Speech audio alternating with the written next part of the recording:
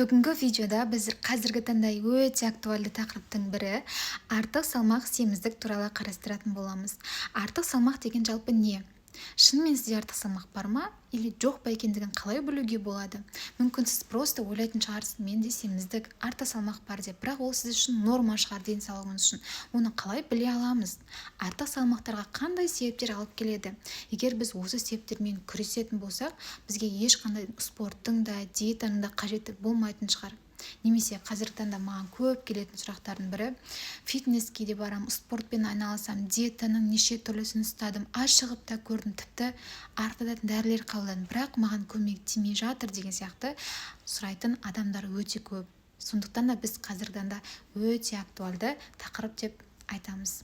Бүгінгі видеода осы туралы барлығын қарастырып, видеоның соңында мен сіздерге арықтаудың ең золотой 2 стандартымен бөлісетін боламын. Ағзамызда артық салмақ бар немесе жоқ екендігін арнайы есептейтін формула бар. Мына жерде көрсетіп тұрғандай ТСИ деген дене салмақ индекс, немесе орысша ИМТ деп айтылады, индекс массы тела. Яғни көрсетіліп тұрғандай салмағымызды бөлеміз бойымыздың квадратына. Мысалы, мен өзімдікін өлшеп көрсетейін. Менің салмағым 53 кг, мен оны бөлемін бойымның квадратына. Яғни бойым 161 см болса, 1,61 метр деп аламын, соны квадраттаймын. Яғни бөлген кезде менде 20-да 44 шығады. Бұл менде норманы көрсетеді. Сол сияқты барлығыңыз қазір өздеріңіздің салмақтарыңызбен бойларыңызды өлшеп тексеріп көріңіздер. Дене салмақ индексі 18-де 5 пен 24-де 9-ның арасын көрсететін болса, ол бізде қалыпты болып саналады. Яғни сіз ойлауыңыз мүмкін, артық салмақ бар деп, егер де сізде осындай 25-ге дейін болатын болса, онда сізде ешқандай да артық салмақ жоқ, сізде норма дегенді білдіреді. Егер де бұл индекс есептегенде 25-тен 29-ға дейін білдіретін болса, бұл дене салмақтың артықтығын білдіреді. Егер 30 бен 34-тің арасында болса, ол бірінші дәрежелі семіздік, 35 пен 39-ның арасында болса, екінші дәрежелі семіздік, ал ары қарай 40-тан жоғары бұл бізде үшінші дәрежелі семіздікті білдіреді. Ал енді осы артық салмаққа, семіздікке алып келетін себептерге тоқталайық. Қазіргі таңда ең жиі келетін бұл эндокринді бұзылыстар, яғни гормоналды фонға байланысты. Мысалға біз айтамыз, ағзамызда метаболизмнің, яғни зат алмасының дұрыс жұмыс жасауына, гормондардың ағзадағы бездердің барлығын жұмысын реттеп отыратын бізде гормондардың жалпы патшасы бізде қалқанша без деп айтамыз. Осы қалқанша без йод тапшылығы салдарынан бұзылатын болса, бізде гипотиреоз дамиды.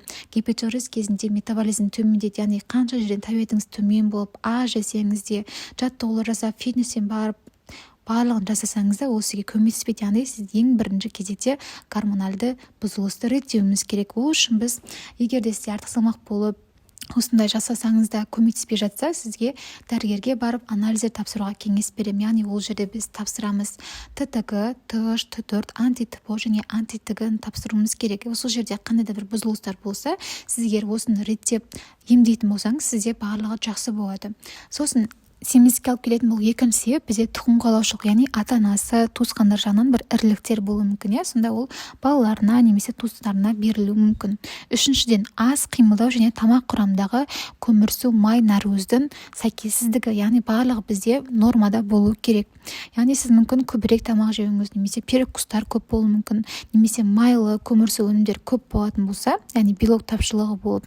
Яғни мысалға айтамыз, тәтті, ұнды, макарон өнімдері, газы сусындарды көп жеуіңіз мүмкін. Яғни жаңағы айтқан газы сусындардың құрамындағы газдың барлығы бізде ол майға айналып артық қор болып жинақтала береді. Сондықтан да тамақтануды реттеуіміз керек.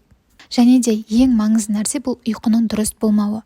Ұйқының жеткіліксіз болуы немесе көп ұйықтау бұл гормондардың бұзылысына алып келеді. Сондықтан да сізде міндетті түрде ұйқыны дұрыстау керек. Яғни түнгі сағат 10-нан бастап ұйықтап, таңғы 6-ға дейін ұйықтауға болады. Және де психикалық стресстің барлық нәрсеге зиян екенін сіз мен айтпасам да білесіз. Және де бізде кейбір дәрі-дәрмекті дұрыс қабылдамау арқылы адамдар семіздікке ұшырап жатады, яғни гормоналды препараттарды қабылдаған кезде. Яғни ол дәрігердің көмегінсіз өз бетінше қабылдау мүмкін, немесе дұрыс дозасын білмеуі мүмкін. Яғни бұл дәрілер сіз егер дұрыс қолданбасаңыз артық салмаққа алып келеді. Яғни олар жатуы мүмкін. Жаңа біз айтқан стероидты қабынуға қарсы препараттар, дексаметазон, преднизолон деген сияқты гормоналды препараттар, және де қант диабетіне қарсы антидепрессанттар және ұстамалар, яғни тырысуларға қарсы дәрі-дәрмектерді қолданғанда, оның жанама әсері ретінде сізде артық салмақ туындатуы мүмкін. Яғни бұл бізде эцинга Кушинг деген сияқты түрлі синдромдарға алып келеді.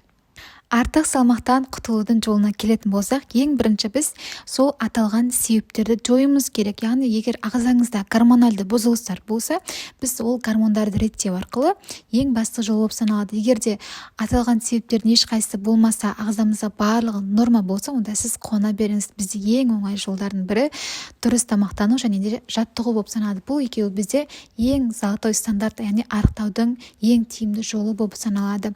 Егер де сізде тамақтануда бір проблемалар болуы мүмкін, тәттіге құмарлық, тәбетім жоғары, немесе басқа да бір тәттіге қоя алмай жатырмын деген сияқты, бұл тәттіге құмарлық та бір ағзамыздағы минералдардың, бір витаминдердің жетіспеуінен туындайды. Сіз бұны анықтап анализге тапсыру арқылы біз оның деңгейін толықтыратын болсаңыз, сізде ешқандай тәттіге құмарлық та болмайды. Яғни оның себебі бір паразиттерден де болуы мүмкін. Яғни біз шектейміз газды, көмірсулы, ұнды, макарон өнімдерін, ал керісінше тамағымыздың құрамында клетчаткаға бай, яғни көкөністердің деңгейін, судың деңгейін көбейту керек. Және де ең басты нәрсе бұл дұрыс жаттығулар жасау. Міндетті түрде фитнес тренермен жасасаңыз, немесе үй жағдайында арттыратын түрлі марафондар, ютубта ашсаңыз көптеген видеолар бар, соларды дұрыс қолдану арқылы сіз тез арада арықтай аласыз.